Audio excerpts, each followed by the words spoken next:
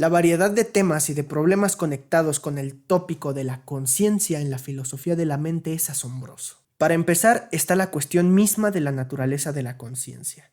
¿Es una cosa, una entidad, una sustancia, o es más bien un sistema integrado de funciones? Por otra parte, ¿cuál será su relación con el cuerpo? ¿Es una relación causal? ¿O es acaso la conciencia un mero subproducto de la actividad cerebral? No debemos olvidarnos de los objetos de la conciencia. Son, como dicen muchos, de naturaleza puramente mental, de naturaleza física, un híbrido entre lo mental y lo físico.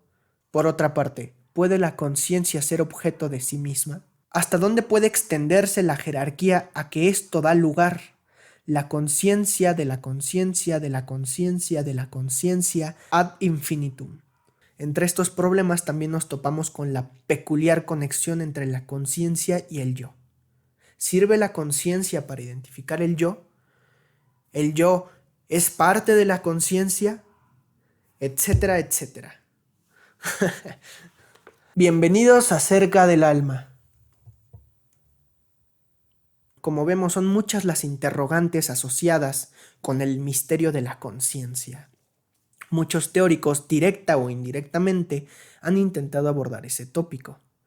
Y varias de sus conclusiones son, por ejemplo, que hace falta que la tecnología avance más para poder ver directamente la conciencia, que por ahora la ciencia no puede dar explicación de ella y que por ende la filosofía es aquella que puede abordar completamente la conciencia. Por el otro lado están los psicólogos, por ejemplo, que presentan una teoría de la conciencia unificada en el cerebro.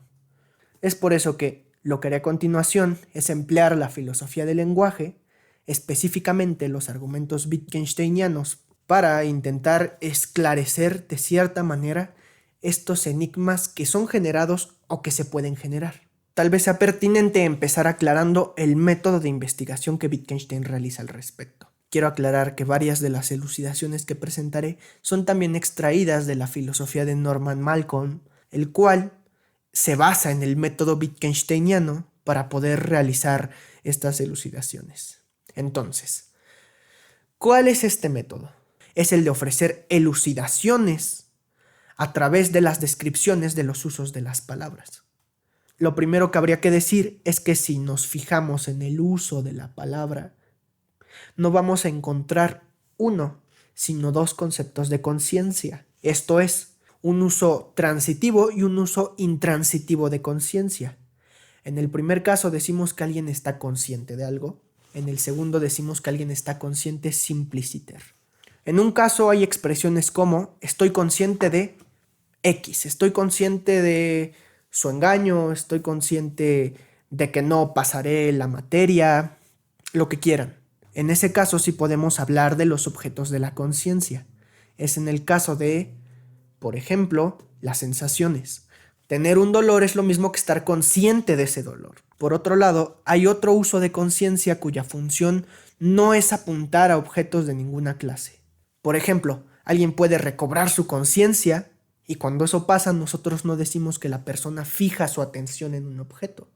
Y lo que queremos decir en cuestión es que la persona ya reconoce a los que lo rodean, ya puede volver a hablar, todo este tipo de cosas. Wittgenstein nos dice que hay una conexión primordial gramatical entre el dolor y la expresión de dolor. Es decir, el concepto de dolor está íntimamente conectado con las manifestaciones de dolor.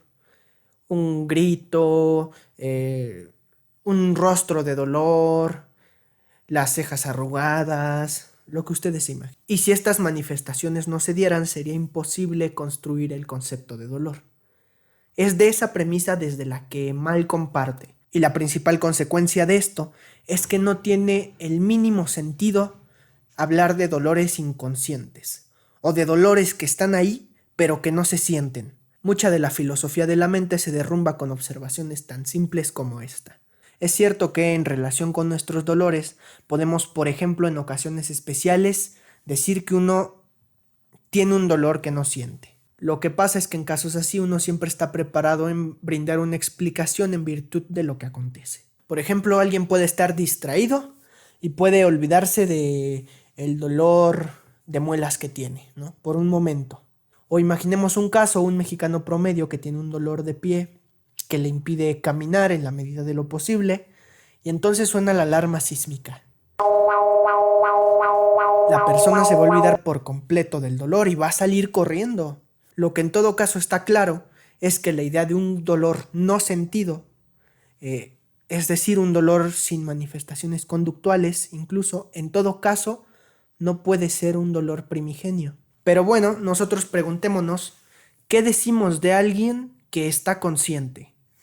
Puede ser, se comporta normalmente, esto es, como nosotros, tiene sensaciones, habla de sus recuerdos, de sus sueños, de sus imaginaciones, reacciona de manera inteligente frente a situaciones inesperadas, mantiene conversaciones coherentes, puede seguir el dedo que le pones enfrente con los ojos, varias cosas. Entonces pareciera que estar consciente es un concepto que nos sirve para unificar el todo de las experiencias de un ser humano. Pero cabe resaltar una diferencia entre experiencias reales o potenciales y estados que solo aparentemente son experiencias. La respuesta es: no hay tal cosa como la experiencia de estar consciente. Y el hecho de que decir estoy consciente sea significativo en ciertas situaciones no significa que lo empleemos como un acto de experiencia. Es decir, nosotros no vamos por la vida comúnmente diciendo estoy consciente. Solo en situaciones muy específicas, como cuando recobramos la conciencia, por ejemplo. Hay otro modo de hacer ver que, por ejemplo, decir estoy consciente de X, estoy consciente de que él me mintió, estoy consciente de que no estudié lo suficiente. Es algo meramente superfluo, tal como dice Wittgenstein. Él dice: luego me observo a mí mismo y percibo que estoy viendo o que estoy consciente. ¿Y por qué hablar en absoluto de observación? ¿Por qué no decir simplemente percibo que estoy consciente? Pero, ¿para qué está aquí la palabra percibo? ¿Por qué no decir estoy consciente? Pero, ¿qué no muestra aquí la palabra percibo que estoy prestando atención a mi conciencia? Lo que usualmente no es el caso. Si ello es así, entonces la oración percibo que estoy consciente no dice que estoy consciente, sino que mi atención está dispuesta de tal o cual modo.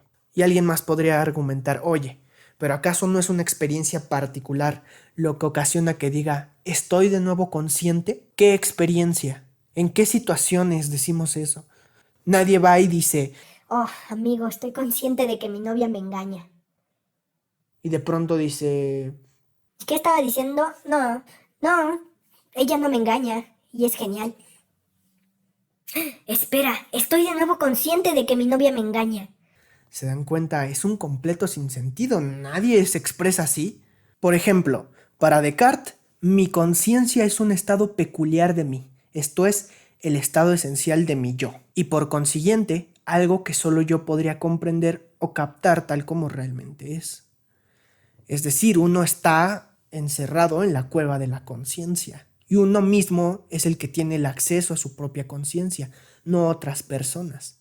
Pero Wittgenstein nos tiene preparado un argumento contra esto. Si ello es así, ¿cómo podría alguien vislumbrar siquiera de lo que hablo cuando hablo de mi conciencia? Si, como él dice, Descartes, cada uno de nosotros somos nuestros propios testigos de que tenemos conciencia, entonces, ¿a quién realmente le informo si digo tengo conciencia? ¿Cuál sería el propósito de decírmelo a mí mismo y cómo podría otro comprenderme? ¿Se explica? Es decir, si se pretende emplear estoy consciente para decir algo como tengo dolor de muelas, lo que hay que apuntar es que lo que se dijo es simplemente inteligible. O sea, si estar consciente es algo privado de lo que yo solo tengo acceso, ¿cómo sabemos que otra persona está consciente cuando dice que está consciente, por ejemplo? Es por el contrario, nosotros tenemos criterios y podemos incluso hacer aseveraciones, adscripciones a terceras personas, tipo él está consciente de que no va a cumplir sus sueños, sin necesidad de meternos en su conciencia para ver lo que él quiere decir. Unos cuantos puntos más a considerar. Wittgenstein nos plantea la siguiente pregunta. ¿Un hombre puede fingir cuando está inconsciente? ¿Pero acaso puede fingir cuando está consciente? No hay nada particular que imitar en el caso de estar consciente. Como ya se dijo, estoy consciente no es informativo. Entonces, ¿qué concluimos de esto? Pues que aquellos teóricos, en general filósofos, psicólogos, que postulan la conciencia como una entidad o como un estado del ser o como un procesamiento de información, como un nivel de la psique y demás, han hecho lo que mejor saben hacer, es decir, descontextualizar los conceptos de su práctica específica. Lo que Wittgenstein precisamente nos propone es recontextualizar esto, es decir, presentar los usos del concepto conciencia, ser consciente y todo esto en sus usos reales, para así acabar con el veneno filosófico. Gracias por ver el video. En la descripción les dejo referencias de las cuales me basé para hacer este cortito video. Nos vemos luego.